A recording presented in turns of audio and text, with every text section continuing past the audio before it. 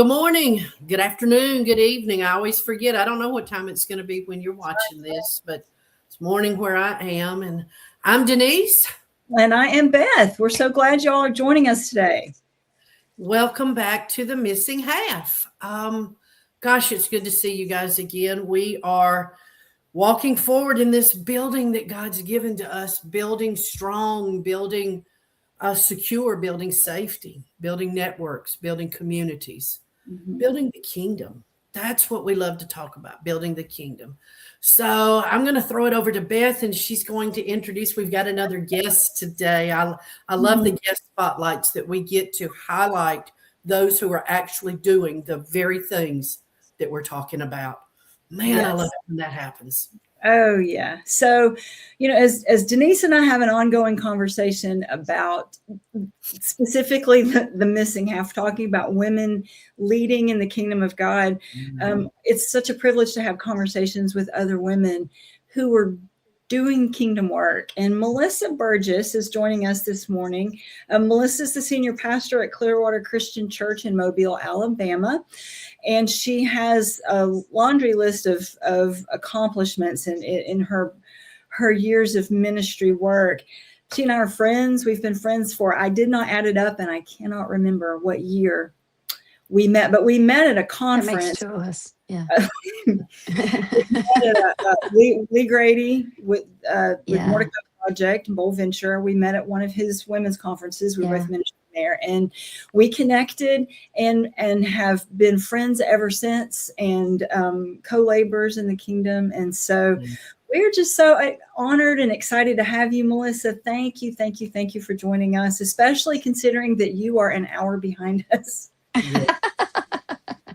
It's my pleasure. It's my pleasure, really. It's a thrill. I'm so glad that you all invited me, and I'm excited about it. I think what you're doing is awesome, really.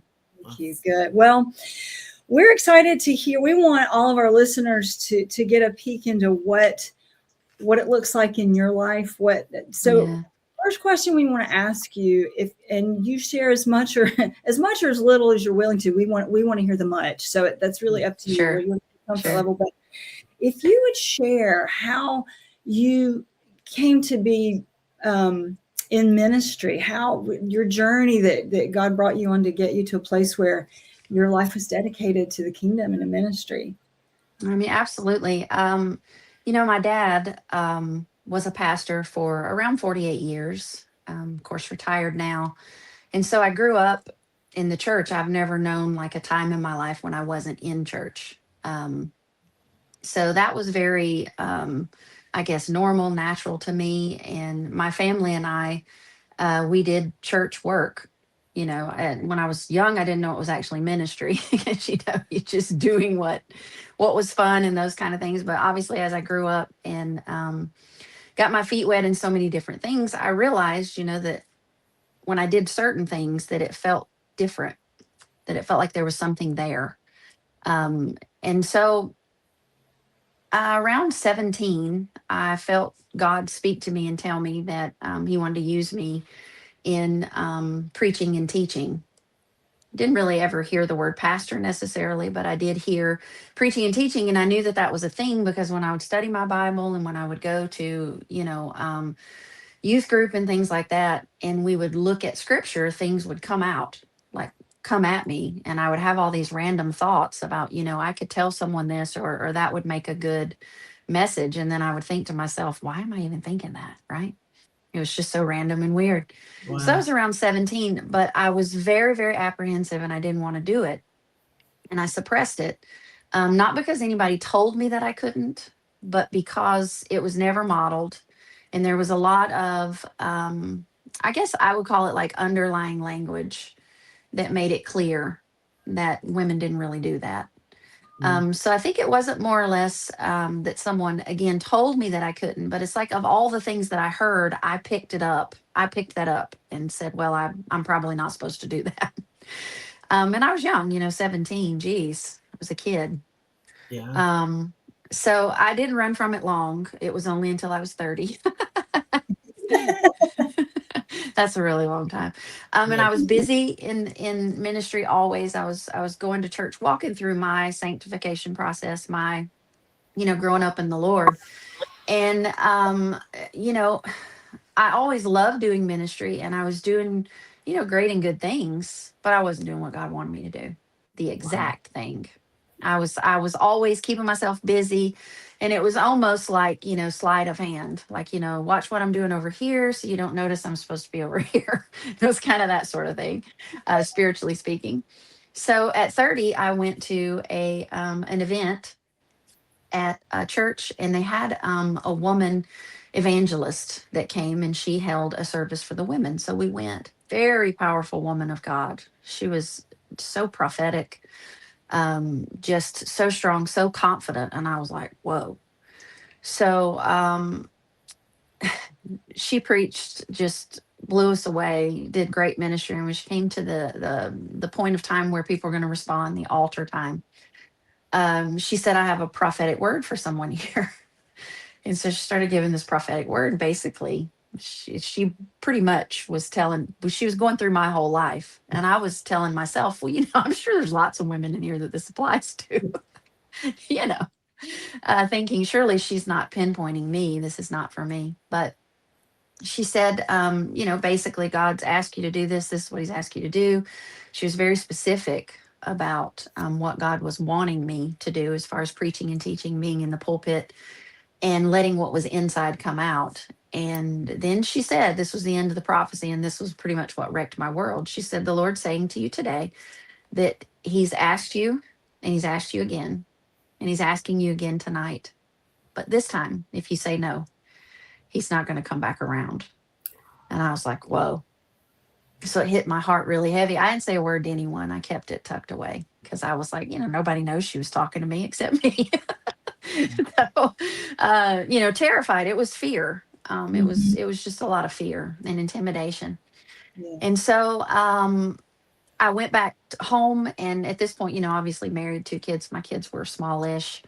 Went back home. That was like a Friday night. No, I guess it would have been a Sunday night service. Yeah, because the next day was Monday. And so my husband, Darren, he goes off to work, and I get the kids settled and all that. And I'm just living my life, but I can't just live my life because I was just so overwhelmed with conviction. And just as a side note, I hope it doesn't take everyone else all of this resistance to get there. This is my story, not necessarily the points that I hope anyone takes and runs with. Get there quickly, right? Don't resist God. But Amen. for me, I was just afraid and was like, I'm not doing this. I'm not getting involved in that. So anyway, that day, that Monday, I couldn't live my life. I couldn't eat. I couldn't do anything. I was just like so overwhelmed with conviction and spirit. So finally I went in my bedroom and I closed the door and I got down on my knees and I said, all right, God, let's talk. And I said, I know she was talking to me. I know you keep bringing this to me. And I gave God the laundry list. These are the reasons why I don't want to do this. And I don't understand why, after all these years, you haven't just moved on and chosen someone else, right? Wow. Rewrite the story, do something different. And God, being God who doesn't change, lovingly listens, but then went right back to what needed to happen. But God said it to me this way, this time, and it really helped me get over my fear. And God said, Melissa, you have come to me over and over again, and you pray for me to use your kids in ministry, awaken them to my spirit, let them be dedicated disciples, let them follow me with their life. You pray all these things over your kids, but he said, you don't need to pray those anymore if you're not willing to go as far down the path and leave the footprints they need to get there. If you're not Oh, willing to do it, then leave those prayers off and just keep living your life your way. And I was like, man, right. It's like that Wow. was a gut punch, God. And for that real. really, it was like that was such a heavy conviction, weekend and day. And I was like, oh my goodness, I don't know how I'm going to do this, but I have to do. Obviously, there's something bigger at play here than what my finite mind can understand. It's bigger than my fears, and I've got to come to terms with that. And so that was actually at the age of 30. And so I went and I talked to my husband first, and he wasn't overly surprised.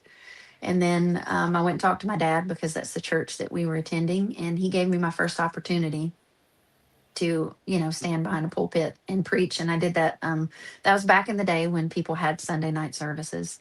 And so that was on a Sunday night.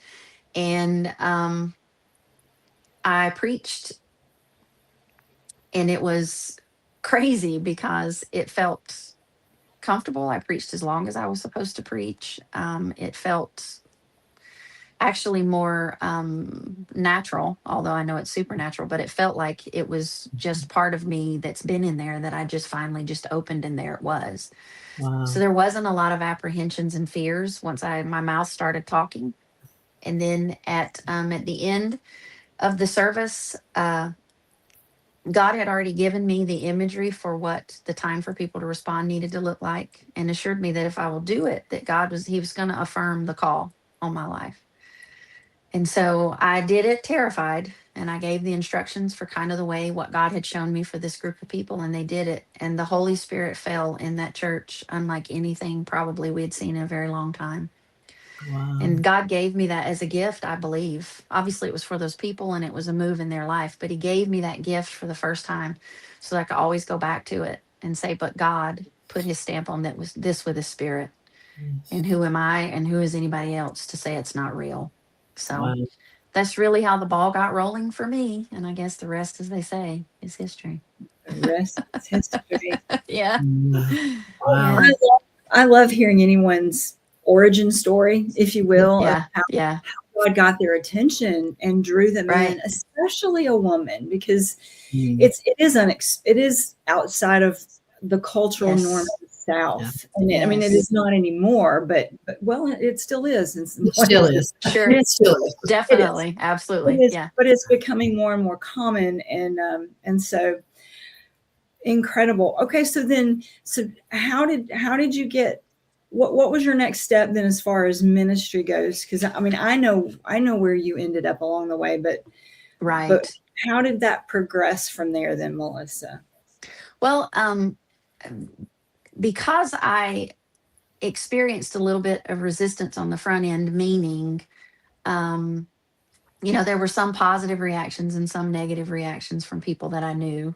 Right. Um, you know, uh, in the beginning years, I made an error actually, which is a great learning point for anyone that gets started, and that is that I let the resistance kind of fuel my passion, meaning it became about proving I could get a platform even though I was a woman.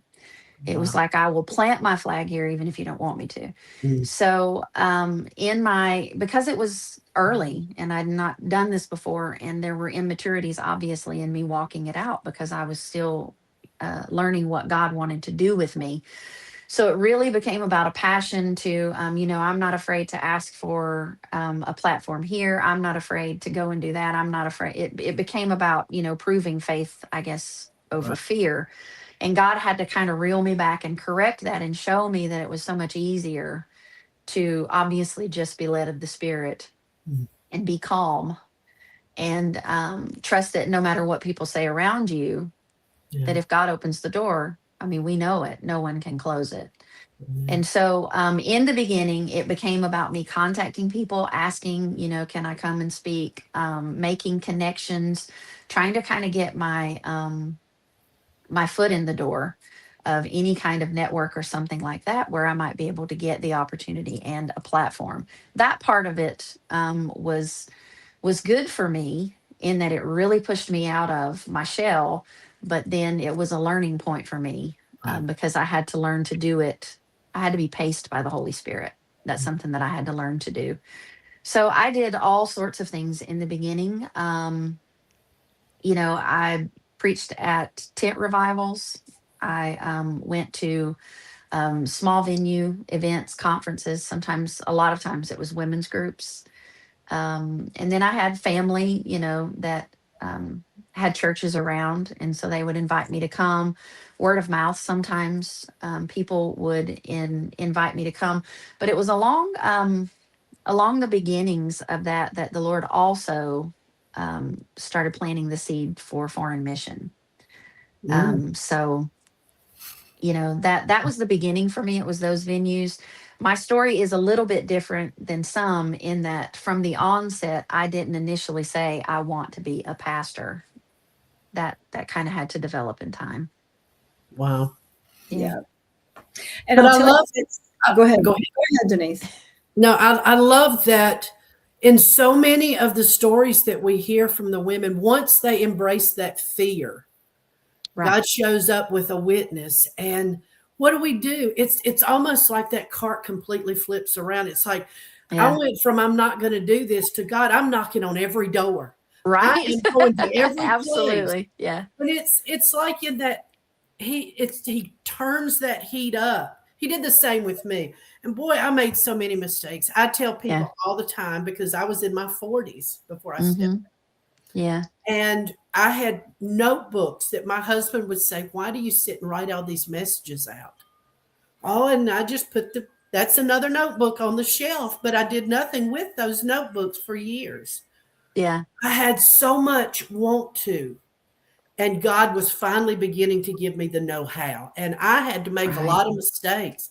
I had to Yeah. knock on a lot of doors. I had to say a lot and learn to clean up some messes, Sure. But I think in that's how we kind of, with me, because I'm a strong-willed child. And so if I'm going to figure out how to do something, 9 times out of 10, it's going to be because I've tried it, the Heinz 56. I've tried 56 ways and done it wrong until I finally get that one. Yeah.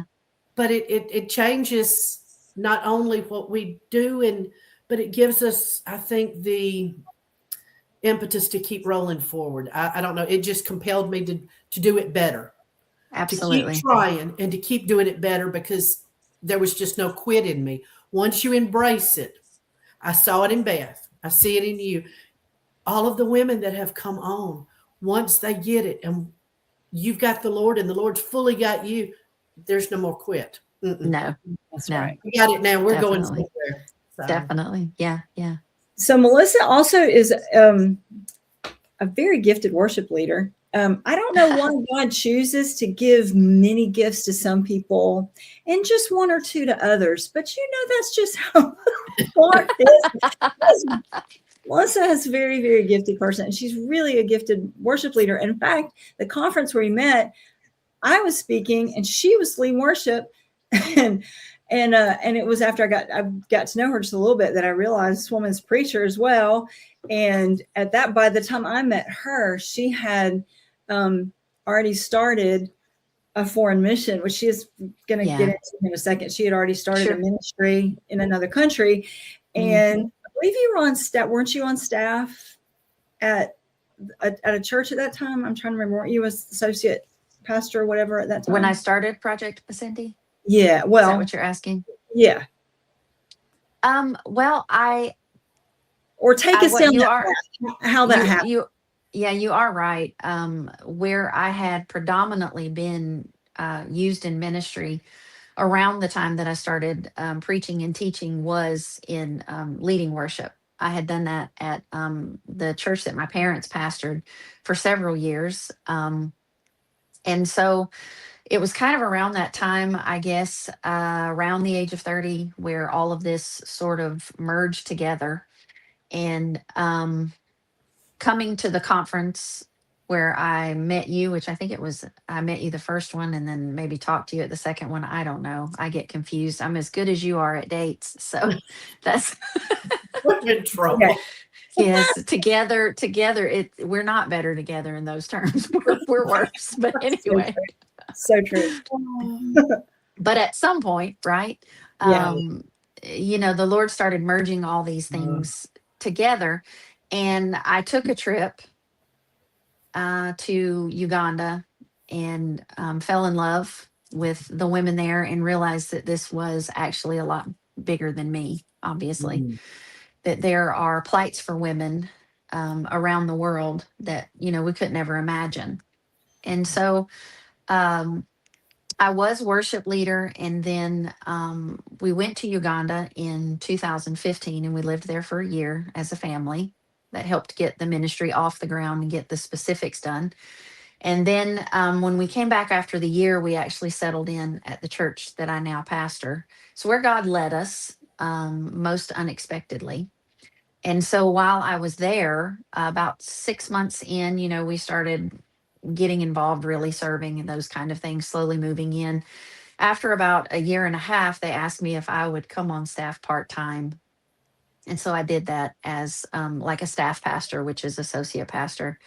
And then after it was part-time, it developed into full-time as a staff pastor. And I was there for several years working alongside the planting pastor.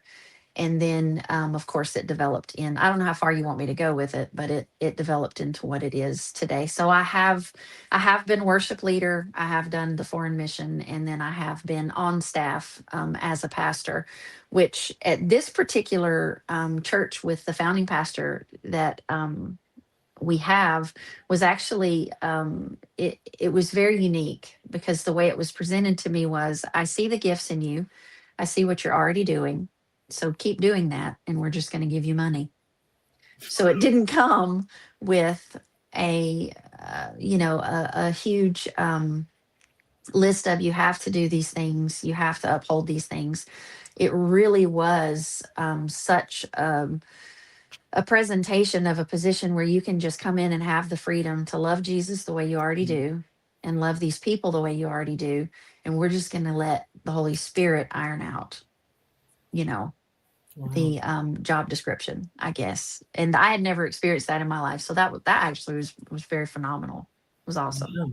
Well, Yeah. I do want to talk more about that, but before we open up that completely, Sure. what would share with our listeners about Project Masindi, because it's coming back to me now, because we became friends and connected before you and Darren and the kids moved over for that year.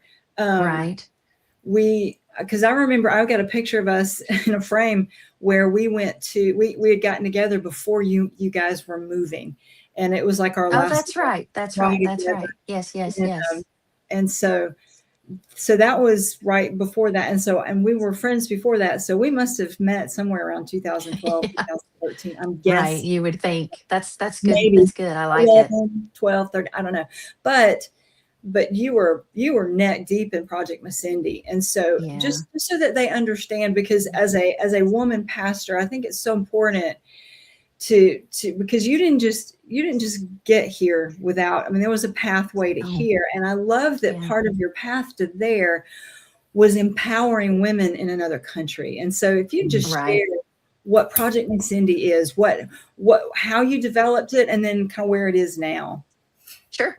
Well, as I said, we went for the first trip in 2010, and it was more or less like exploration. Darren and I had been in prayer about foreign missions specifically. And interestingly enough, he was the one that had been on a couple of trips and was really feeling pulled to go to the foreign mission field. And I was a little bit apprehensive. Um, and so we went on a trip together to Tanzania to just, because everybody needs to do their first trip. Where you leave America, you go out and you see how things are.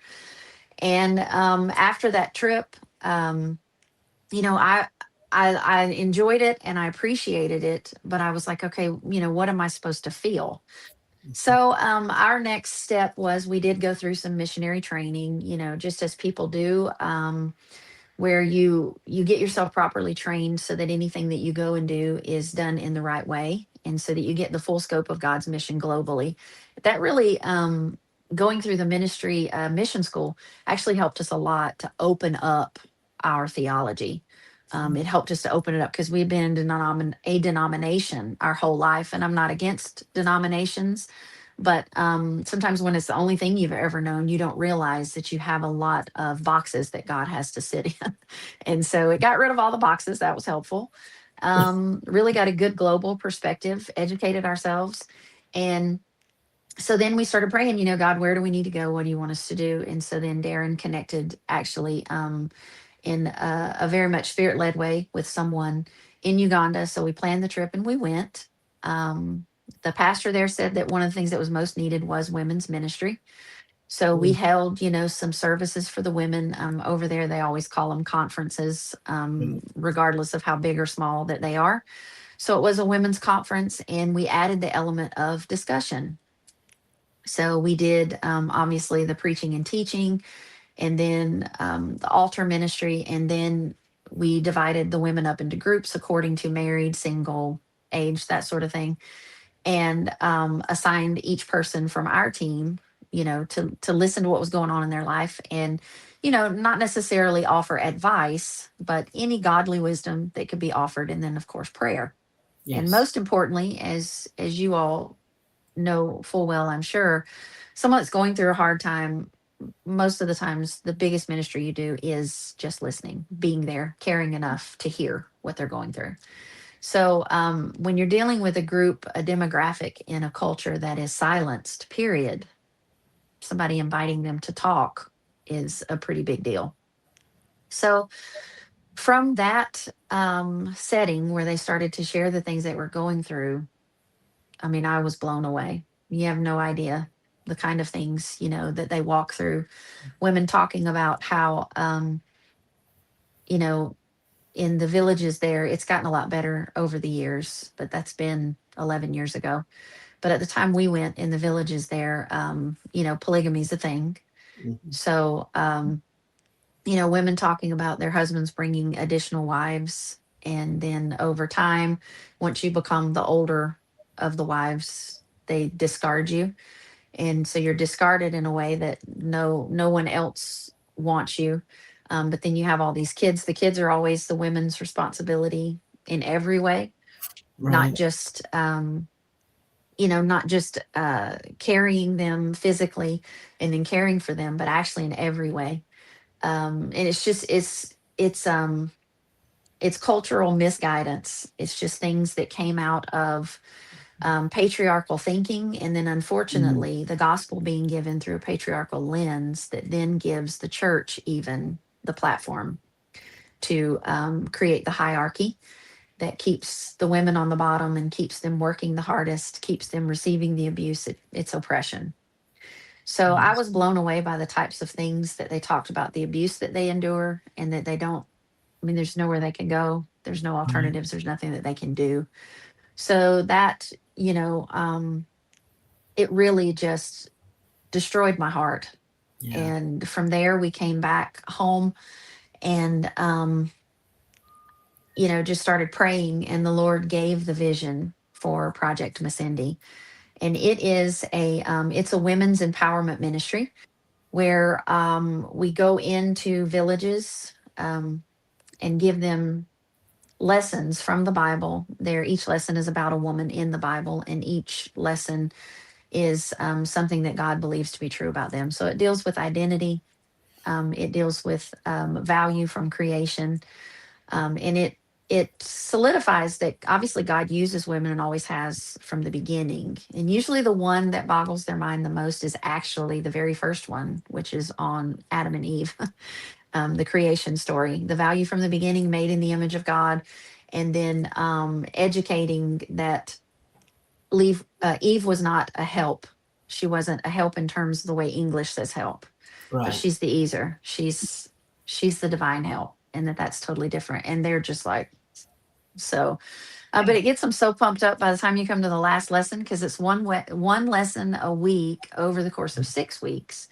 So the team's going in there building relationships with these women, spending time with them for 6 solid weeks. So by the time you get to that last lesson, I mean, these women, they're pumped up because they've just been filled with it for 6 solid weeks. Wow. Um, and so then we also offer, to make it holistic, because it's so important, we also offer economic support. Most often, what we do is we give pigs because the price of pork stays very high in Uganda. There's always a demand. And pigs are a little bit more durable than chickens. Those are things I didn't know until I started doing foreign mission, because a farm girl, I am not. But yeah, so I learned that. And, we give them pigs. Sometimes they come together as a group of women and they manage all the pigs together, and then they share the money like a savings group. Sometimes it's just the women that have, the ability to care for them and things like that. But we've done lots of different economic stimulus down through the years. We have done micro lending. We've done trainings for sewing. We've done trainings for bakeries. We've done all sorts of stuff, to try to help the women supplement their income so that they're not struggling so much. The most recent thing we've added is actually building houses, which was a random thing that came along. Oh, wow. So many women are still living in mud huts with thatch roofs. The iconic, African pictures, they're beautiful pictures, but it's a tough way to live. Yeah. Lots of health insecurities. So there wouldn't be any running water in those areas, and that kind of thing. So malaria is a problem. And then, of course, waterborne diseases are a problem. So when you are able to build them just a simple square cement block structure with a metal roof, metal door, and metal window enclosures, you immediately stop the malaria issue. And then you just bring a whole lot more stability into the home. And that's something that they would never get or experience on their own. So we've been able to help a lot of widows and then women that have been abandoned with their kids. We've only done, I think we just built our 8th house, but we started it towards the end of last year. So then once the houses are built, one of the coolest things about it is you get to have a Thanksgiving and blessing service in the home, and you can invite the community. And the people don't get it twisted. They don't see it as, oh, some people from America built us a house. Definitely not. They're just blown away because there's the creator of the universe actually knows where I live. And so, and stopped by to give me a new house. So Wow. it's all glory to God. And the selection is done by the project manager. Her name is Pamela Nyakato, and she basically is Project Masindi. There are 3 Ugandan women that are Project Masindi: Pamela, Enid, and Elizabeth. They're phenomenal women. So that's one of my favorite parts, is that it's actually not me. Wow. It's Wow. Ugandans doing it for Ugandans. So we've been rolling along. God's been gracious. Yeah. And that's therein lies the empowerment, because it's not, so much of what I believe it was Jen Hatmaker that called it poverty tourism, or at least that's where I heard that phrase for the first time. Or so many people, it's we're just going to go, see it and paint some walls and hold some kids and get our pictures made. And I'm not knocking on. I mean, there's plenty of great things that are being done. However, if we're not empowering the indigenous people, we're not trying to get people there. How is it going to continue? It's not actually a discipleship model. Then it's something different altogether. And that's one of the things I love about Project Masindi, is that you are empowering the women locally so that it can continue to grow and spread. Yeah. Right. And it starts there with the trips that you were saying, the poverty tours. You have to offer those because everybody's got to go the first time. Right. But I guess the point is, that's just opening the door, but you shouldn't stay there. You shouldn't stay there. But people, I think it's important that people understand the power of being willing to not only go, but then respond to what you see there. Yeah. Because we look at, well, we're just going and throwing, we're painting some pretty walls and we're throwing some money at them. It's not that. Sometimes, just like with you, who would have ever thought that women would go and teach women how to build houses? Outside my box of thinking. And yet such a practical thing. I've actually been to Masindi. I got to come and spend some time there. We were there because a pastor from Uganda came through and was preaching in the middle of a service. My husband and my kids and I were sitting in this service, and he stopped his message and said, "Hold for one moment," walked over to us and said, "When you come to Uganda, you will stay with me." And then he went back to his service. And in 4 years, we were in Uganda. That's awesome. When you're there, though, and you see the difference, you see that the girls don't get to, if the money's short, the boys can go to school, but the girls don't. Right. It takes people coming in with a different mindset and different ideas of something that even a smallest thing can change the life of someone, because it will change not only their lives, but it will then impact the whole community. Sure. Yeah. And to be willing, kudos to you guys that you are willing to go to live there, to build the relationships, to be the tip of the Mhm. spear, Right. because Yeah. that's what it takes to change lives. And then that's ministry. For That in sure. itself, that's the ministry. It's not just what you do, it's that you have a heart to do it. Right. So Absolutely. I Yeah. love that. Yeah. And I was listening as you were talking, and I thought, what Beth said about, the some people have so many gifts. And it's, when people are called, and it's that apostolic, and they're called to wield authority in all different lands and different nations. And God gives them all of these different gifts because you use so many different things, and He teaches. Because when Yes. you go overseas, there's not the senior pastor and the associate pastor and the worship leader, and then all of these. Sometimes you are all of it. Yeah. For sure. Absolutely. Absolutely. So, and Yeah. I mean, I'm preaching to the choir, I understand, but it's like, it's such Mhm. an empowering thing for them to be able, I'm sure, to see someone that comes and who is walking in the very thing that you Yeah. are enabling them to walk in. Yeah, and the ministry side of it, getting it organized, and God pointing these women out was it really was sort of the easy part, because it was, it was ordained by God. God wanted it to be brought about, so everything was there that was needed.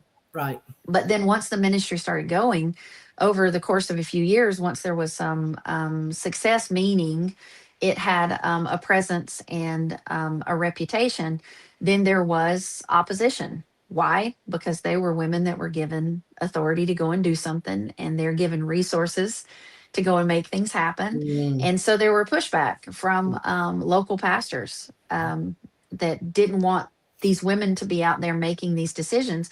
Ultimately, sometimes it's about money, unfortunately, Right. because they would like for things to move through their church or through their hands. And we know that that's true the world over, Right. really, because power can be intoxicating. And so we have to keep that in check as people. But they face the opposition, and there were smear campaigns and all sorts of things against them. It was really hard at times because here I am, in the US, safe, sound, living my life, and they were there in the fire. All we could do is just get together and pray, and the Lord just kept telling us, you just stay silent, the way Jesus was on the way to the cross in the trials. Other than when they spoke something true, Jesus just didn't even bother. And God just kept telling us, stay silent, and you'll be proven. You'll be proven through your integrity and your faithfulness. And that's what happened Wow. as the years passed, and there was just the steadfastness of it all. I don't know if people just lost interest, or what happened, but all of that type of stuff finally stopped. And now everyone just knows that it's there, and this is what the project does. And these are the women that are a part of it. And they really do have freedom to do it. And that's a blessing. So walking through those kinds of things, I think it's important to know that women have to do it everywhere.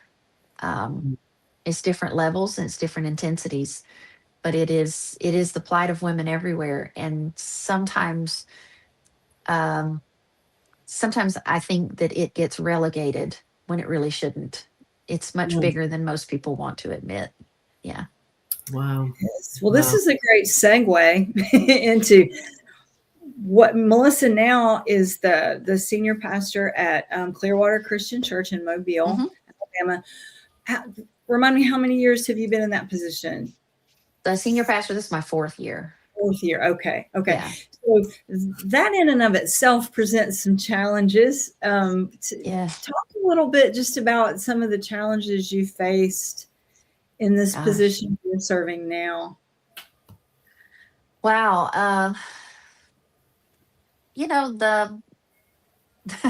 The I guess the very first challenge, the most important one, would be to talk about how when the opportunity came, that was a challenge to say yes. Oh, wow. um, because I wanted to, but there again, that I had the freedom to do the ministry, and there was no opposition, no pushback whatsoever, because the lead pastor was the planting pastor. And so, you know, I was 100% accepted. I was in the pulpit. I was doing all these things, and no one really even checked up. There was just never even a thing. And if someone visited, maybe it was just one of those things that was like, wow, well, you know, that's novel. You don't see that very much, but it was not a big deal. And I knew that once you removed that screen and it was like, this woman is actually in charge, that's stepping into something totally different. But I Right. knew the Lord wanted me to do it. There was no doubt. The pastor sat down with me out of nowhere, so it would seem, and said that the Lord had spoken to him that he was going to go plant an additional church, that he was moving towards retirement, that he knew that God had some other things for him, and that the Lord had told him that I was supposed to be the pastor of the church. So he said, take a month and pray about it, and we'll come back and talk. And I was like, okay. So it took a month. It didn't take a month. You know, God was very quick to answer. So we got back together, discussed it, and there was a transition period put together that was supposed to take a year, I think, initially, where we were going to be co-pastors. And this was so really more or less, it was for my benefit to be sure that I had plenty of time to get experience in any of the things that maybe I had not yet been fully involved in to the degree that I would be as a pastor. It was just wisdom. And so we stepped up as co-pastors, and the announcement was made.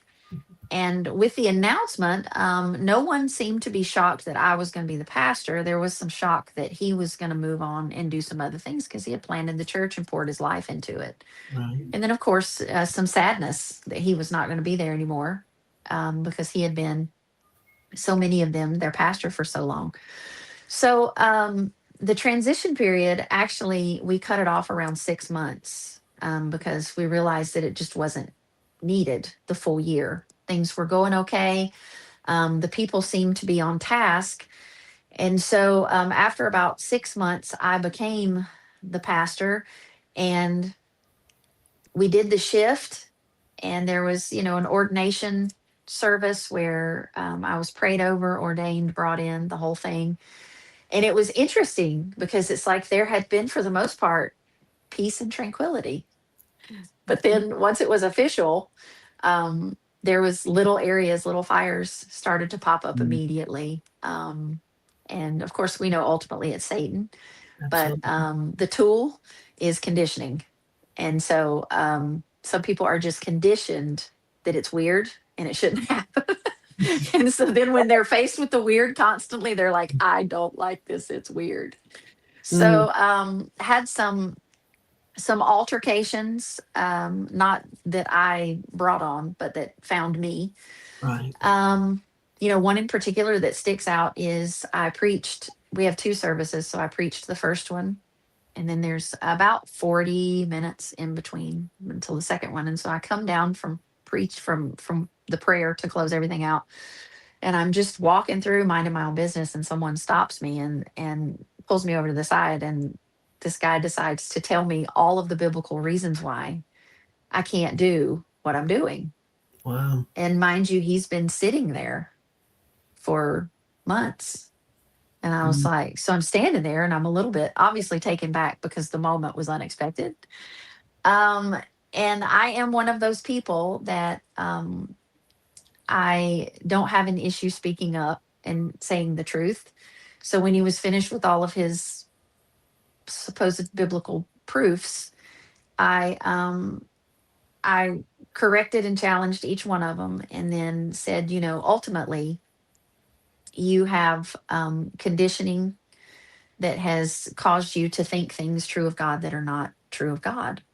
And I said, the other thing you need to understand is you don't get to decide what people can and cannot do in their calling. That's God's job. mm, And that one really didn't go over well. And so he got really, really angry at that point, started raising his voice and all that. And I said, well, you know, at this point, you're just going to need to leave. Because I said, this is a place of worship. People didn't come here for this. So he left, haven't seen him since. And those kind of things are kind of crazy to me. wow. Because if I'm sitting somewhere and I don't like something, I'm not going to sit for months.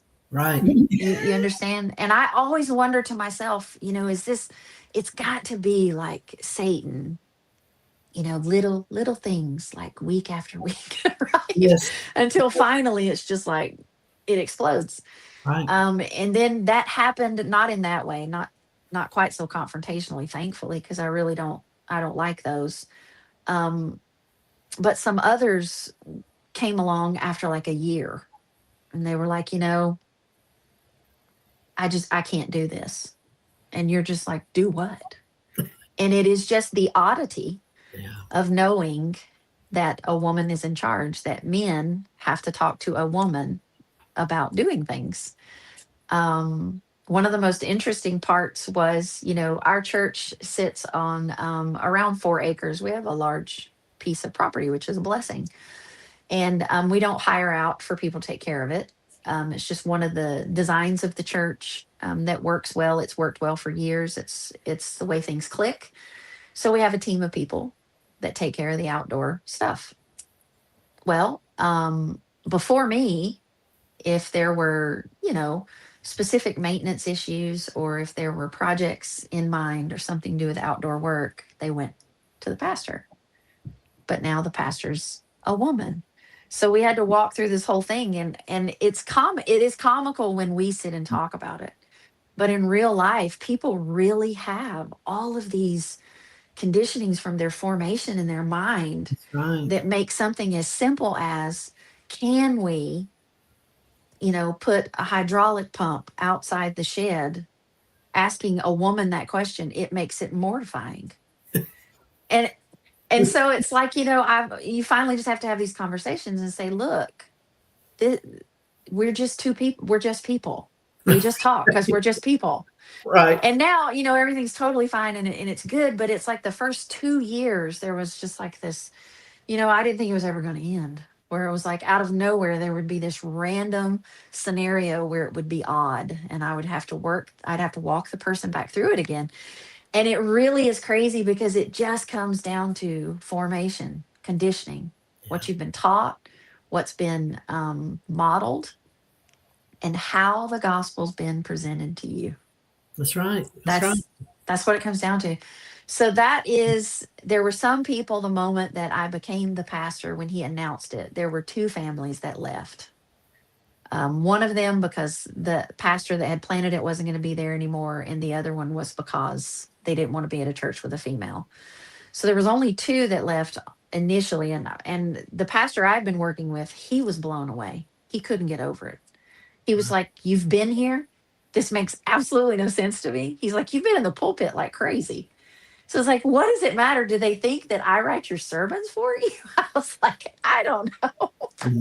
He was just blown away. I think a lot of though is that conditioning, that whole misunderstanding of covering of yes that a man ultimately has to be the deciding factor. Instead of understanding the partnership we see in Genesis before that decision was made to disobey God, and what his original plan was, and what he's trying to restore us to. Yes. Yes. Yeah. Then, we went through another season where there was like not by everyone, but just a few, there was a push that surely, because Darren, my husband, he of course has ministry gifts, and years ago, he pastored a couple of times. But what he came to realize is that although he has pastoral gifts, being a lead pastor is not for him. It's not where God uses him best. Right. And so he's also done mission. He has a gift for teaching and preaching and all these things. And he has surrendered his gifts to God and used them at this church as well. So we went through a season where some were desperately trying to push him. Right. He's got to be the one that's actually making the decisions here. Right. So we had to really work to undo that thought process. And then there's been, pop-ups where they didn't come to me, but they went to other men in the ministry to kind of, my assumption, and again, this, I could be wrong, but it seems like kind of like, if I can get an angry enough mob, maybe we can do something about this. A little bit of that, but thankfully, every time those side conversations were had, they were corrected by proper theology. because that's what's been presented at the church. Um, they've never been given anything from the pulpit here that would support any of those things. So Right. you realize that those kind of things come from something much earlier and something a little bit more deeper in their identity. So I say all that to say those are some of the things that I've gone through, but I would also definitely like to balance that by saying that the church that we are at is an absolutely awesome community of people that love God.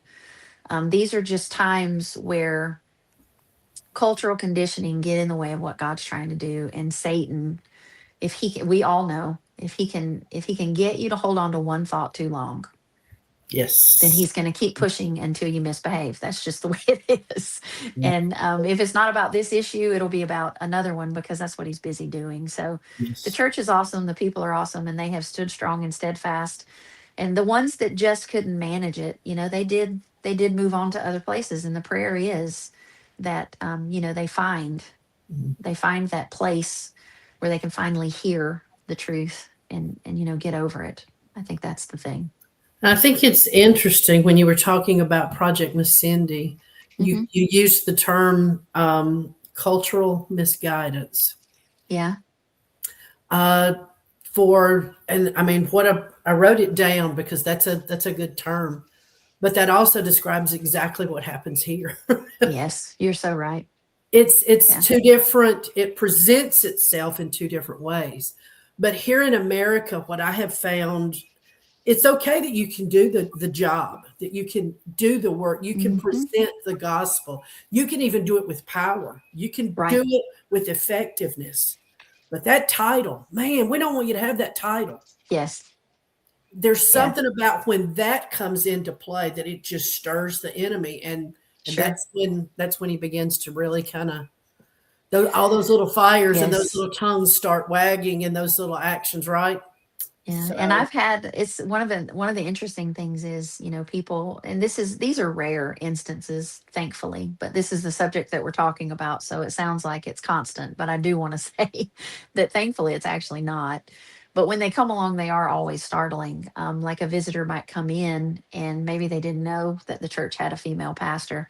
And so I get up and preach, and some of the visitors that have come along, one of the common things that I hear is they look at me and they'll say, you're just so confident while you're up there. It's almost like, you understand what I'm saying? It's like I expected you to be timid or be unsure about doing something that really very right. few people do, or that you're not supposed to do. I don't know what the implication is, but it's like you just seem so confident up there. You looked so sure, and I don't ever really know what to say other than, well, that's the way it is when you're gifted by God.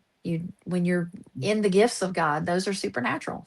That's right. So, And you One, walk one, but in it's the interesting. anointing, the Yes, confidence is there, yes, and people are drawn to that confidence. I could very much see that. right, one of the right. things that I love and respect about Melissa and Darren both is, you know, it would be assumed by someone casually looking from the outside that, oh, well, a man married to someone like Melissa or Beth or Denise would have to be very passive and just not a very confident person. Maybe just, I mean, there's mindsets. Yeah, Darren is incredibly articulate. He's smart. He's yeah, outspoken. He's got yes, opinions and thoughts, and he'll tell yes. you what they Lots of are. them. He He's a does. very strong man. And he is Yeah, probably Melissa's greatest supporter and yeah. encourager, because he sees the Hmm. call in her life. He knows the call in his own life. And he is unashamedly comfortable with what God's Yes. called him Right, to do, what God's right, called Melissa to do, and how they function together. And it's right. beautiful. It shouldn't be an issue. That's No, right. I don't. Eddie and I when we hang out with Darren and Melissa, it's like, it's just normal. This is just normal. This is Right. what people do. This it's is who just they are. life. Why Yeah, yeah, it's such an issue, I do not know. But yeah. honestly, Denise, I know we're really running past time here, but Denise has also stepped into a place of leading. This your story to tell, but she has a husband so much like Darren. He's very capable and smart and Hmm. opinionated and strong, and he knows Sure. his call. And he knows Denise's call, and bam, they've just started something new too.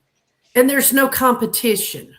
You know, Right. it takes a confident man and a confident woman together to walk in confidence to fulfill, right? Their Yeah. Yeah. mandate and their destiny on this earth. And we don't have time to compete with one another No. because we both have things to do and Yeah. we both have hearts that God has filled with purpose. Gordon and I have just started a fellowship in our home, and we've got 2 other couples that have come along, and the 6 of us are leading this, and we're having a wonderful time doing this. That's awesome. Gordon has his strengths, I have mine. Each one of us brings something different. I'm not them, they're not me. Each one of us can have our own expression in our own lane. Right. So it's kind of an amazing season that we're all in. I looked and I thought, I think we're going to have another time with Melissa on here, because I'm taking notes the whole time that you're talking. So we'll have to have you back. We'll beg if necessary. Does But that mean that I'm long-winded and not concise enough? Are no, you just it being means polite? that all of the notes that I have written down, I don't have time to go into. I want to know what your children think about having a pioneer for a mom. I want to know about this apostolic call that you have. I Oh, want to know. yeah. I want you to talk to people about how you walk in boldness and in confidence, yet with such Yeah. humility. All Yeah. of these things are so important, and we're Yes. out of time. Yes. Bummer. So we will. let's just say it. This is part 1, and there will be a Yeah. part 2. There'll be a part 2. Yeah. Okay. And we I'm good with find it. this. Yeah, we find I'd this love so to. much. I do want to, while we're talking, I'm going to throw this up because I want people to write this down. If you are listening to this, whenever you're listening, pause it if you need to. But clearwaterchristianchurch.com, and they can find you on Facebook. Yes. It will link to your sermons. Yes. And it does work because I went and listened to one this morning. It was good. Oh, goodness. Okay. No, it was good. It was like, I want to hear the voice, and it's, yeah, it was the one from Sunday. So, Oh, goodness. Yeah. Very That was a good. doozy Yeah. one, wasn't it? Yeah. It was. I don't take compliments well. First, they make me very uncomfortable. And then secondly, And I think we're and then almost secondly, used I'm to always that. like, Yeah, oh, let's what write did I that down say? too. Let's write Yeah. that one down. But the second one that I want to show is the Project Miss Cindy. Yeah. Because I think there's just so much. We've cracked open some vaults here that have got some riches in them, and I'd like to be able to come back and talk Sure. some more about these things. So every time we have these women on, Beth, every time that we invite someone on, it's like, okay, we got to have more. We got to do more of this. Yeah. Deborah, we can't wait for her to come back on and tell us about the books that she's written. Tracy, we want her to, Dee, all of these women, because God's great. He has invested such richness. Yes. And 1 hour cannot uncover a lifetime of richness and the No, anointing it's true. God has put Yeah. in people. So the email projectmisscindy@gmail.com. That will Yeah. put you in touch with Melissa Yes. and the Miss Cindy team there if you want to learn more about it. And then we've got the church at the clearwaterchristianchurch.com, and look it up at Clearwater Church on Facebook. Yeah. And Facebook everything page is there. very active. Sure. Goodness, gosh, Yeah. I feel like, too much to say and not enough time to say. Yeah. So, So true. thank you, Yeah, Melissa. yeah. Thank you so coming much. and Thank you just for having me. It's been a pleasure. cracking it open, and we do look forward to the next time. Yes, of course. Of course. Guys, I hope you will listen to this. I hope you'll plan to be with us next time. We'll let you know when we can get that scheduled.